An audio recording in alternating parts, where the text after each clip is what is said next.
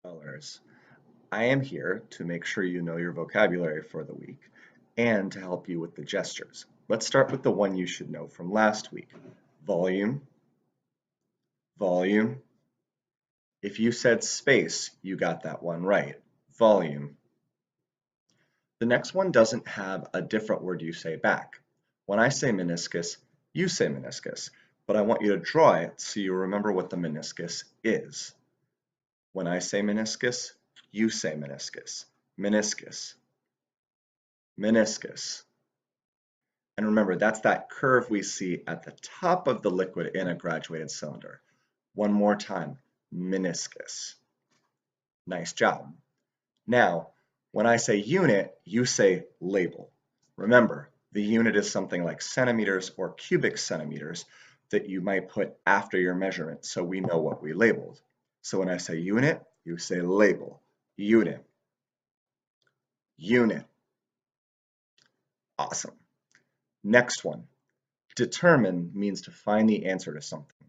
For example, you determine the volume of a solid by multiplying length times width times height. So when I say determine, you say find the answer. Determine. Determine. Determine. Nice job. We have only two left, and they're the two big ideas we're going to talk about today in class. In fifth grade, you might have learned about something called matter. Matter is the stuff that makes up the entire universe. So when I say matter, I want you to say makes up the universe. One more time. When I say matter, you say makes up the universe. Let's try that. Matter. Matter. Nice. Last one. You also hopefully learned something about mass in fifth grade. When I say mass, I want you to say amount of matter and pretend you're holding kind of a heavy object. Mass. One more time, that's amount of matter. Mass. Mass. Awesome job. Hi guys. Remember, now that you've practiced the vocabulary, we have our second quiz of the year tomorrow. Tonight, make sure you study. You can have a friend study with you. You can have a family member quiz you. You can even cover the words and quiz, but whatever you do, make sure you get ready. It's time to get organized. There's a bunch to do this morning, so we're going to give you a little bit more time. The first thing you need to do is make sure you leave today's classwork on your desk. Lesson 5 should stay on your desk. Good. But you need to find lesson 4. Lesson 4 should leave your homework folder and get into your science classwork section if it's not there already.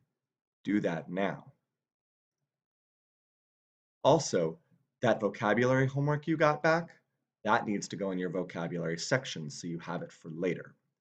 Take that homework you just completed and got back, and that should go in your vocabulary section.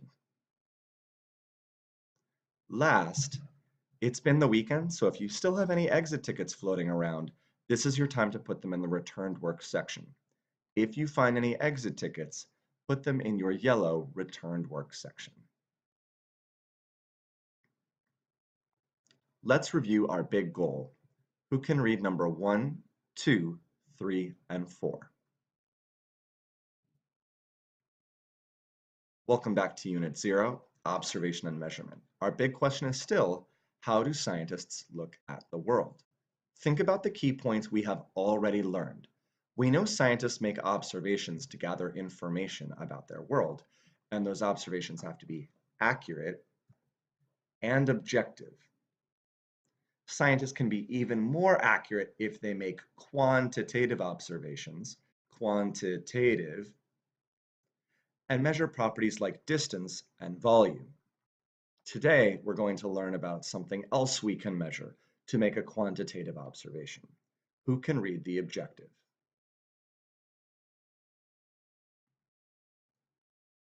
Let's do a quick demonstration so that we can learn the difference between mass and volume.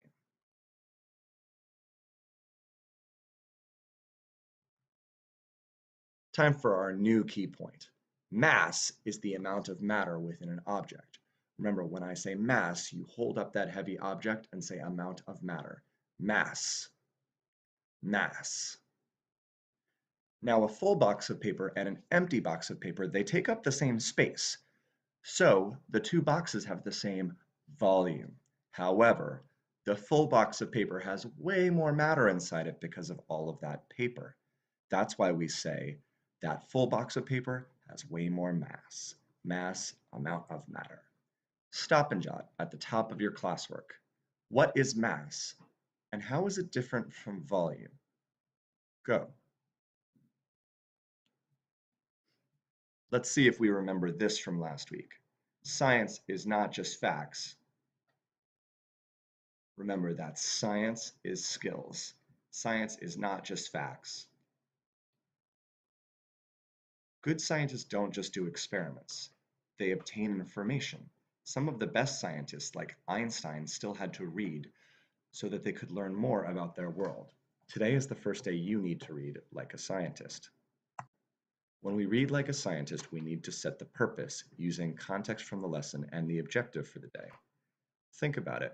What do you need to learn today? Now, once you know the purpose, you also need to choose ideas to underline. We know we should be underlining information about mass, but the objective also told us we want to compare it to volume and weight. So those are all ideas we should be looking for in the text. And last, for our notes today, we're going to write main idea notes about mass.